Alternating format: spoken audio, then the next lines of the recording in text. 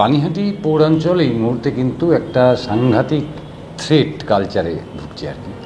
Threat কালচারটা সাধারণ মানুষের উপর নয়, পানিহাটি পৌরসভার উপপৌর প্রধান, পানিহাটি পৌরসভার চেয়ারম্যান ইন কাউন্সিল বা গুরুত্বপূর্ণ তৃণমূল নেতা কাউন্সিলর তাদের উপর, এবং তার সঙ্গে যুক্ত হয়েছে আরও দুটি নাম।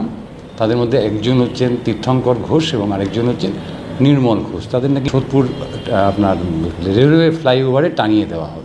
সব মিলিয়ে একটা অদ্ভুত পরিস্থিতি। ফোন আসছে কোথা থেকে, কখনো উরুগুয়ে থেকে আসছে, কখনো নিউ ইয়র্ক থেকে আসছে।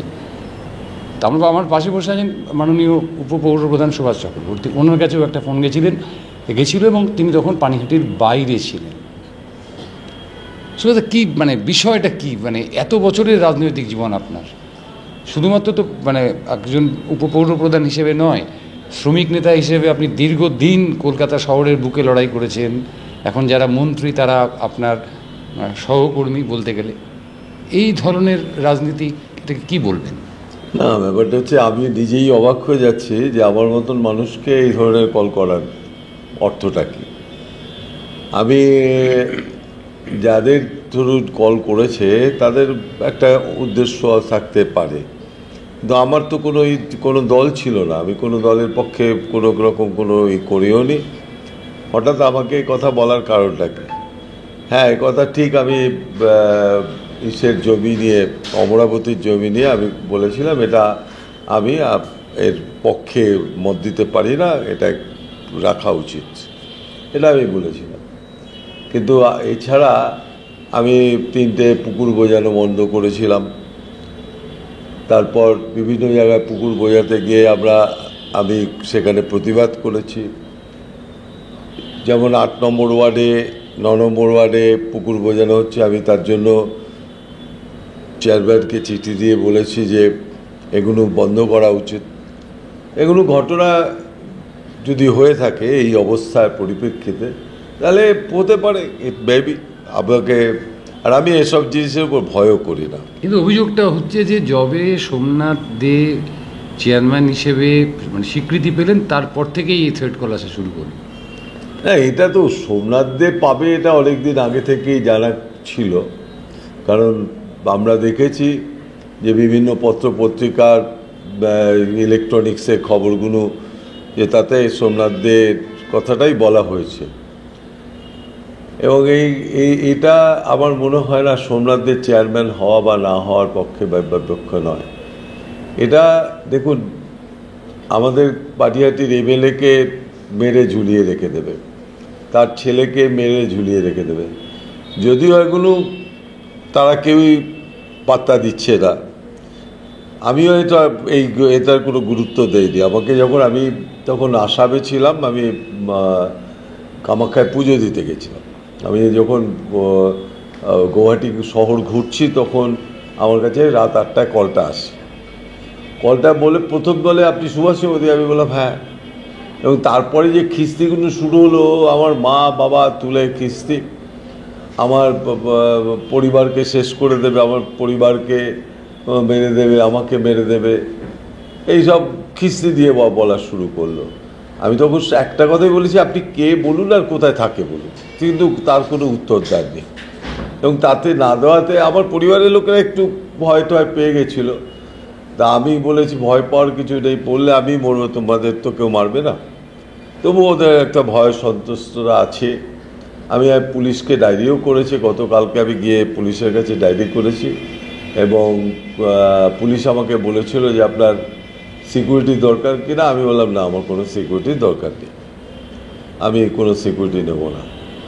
এটা একটা বোঝা, সিকিউরিটি নেওয়া মানে বোঝা। কি দুষ্কৃতীরা এই জায়গায় পৌঁছচ্ছে পানিহাটিতে, যে আপনার মতন বর্ষিয়ান পলিটিশিয়ান বলুন আর একদম নিউ জেনারেশন পলিটিশিয়ান বলুন, বা নির্মল ঘোষের মতন বর্ষিয়ান পলিটিশিয়ান বলুন, কেউ এখানে নিরাপদ নয়?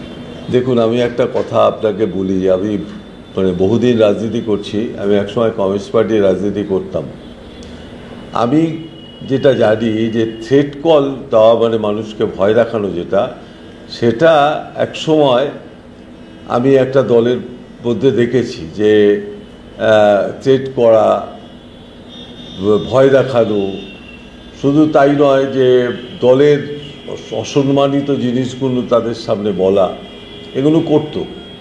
তাতে আমি এটাও দেখেছি যে আমার বাবার সামনে বাচ্চা বাচ্চা ছেলে সিগারেট খায়, ধরিয়ে দিয়ে নেতারা বলছে ওনার সামনে সিগারেট খা, অর্থাৎ যে তার মূল্যবোধটাকে হারিয়ে দেওয়ার যে প্রচেষ্টা, এগুলো কিন্তু তখন থেকে আমি দেখে এসেছি। তো এগুলো হতে পারে, এই এই কালচারটা আস্তে আস্তে আস্তে আস্তে ডেভেলপ করেছে। পানিহাটির বুকে নয়, সারা পশ্চিমবঙ্গের বুকে ডেভেলপ করতে পারে। যেগুলো দেখছেন আজকে, এই আমি কালকে মুখ্যমন্ত্রীর বক্তৃতা শুনছিলাম অক্সফোর্ডে, আমি তখন দেখলাম 6টা ছেলে তারা যে ধরনের ব্যবহার করলো, যেটা উচিত না, কারণ আমাদের কালচারটা যেটা আছে, আমরা আমাদের বিদেশের কাছে কেন সেই কালচারটাকে বিক্রি করে দেবো তাকে।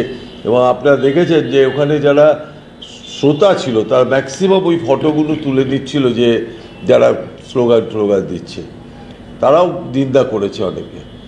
এবং যিনি পরিচালনা করছিলেন তিনি একটা কথা বলেছেন যে এটা ঠিক অনুচিত কাজ হয়েছে। তো সেই কারণে এই যে কালচারটা, এটা হচ্ছে কালচার ডেভেলপ করেছে ফ্রম পশ্চিমবঙ্গ।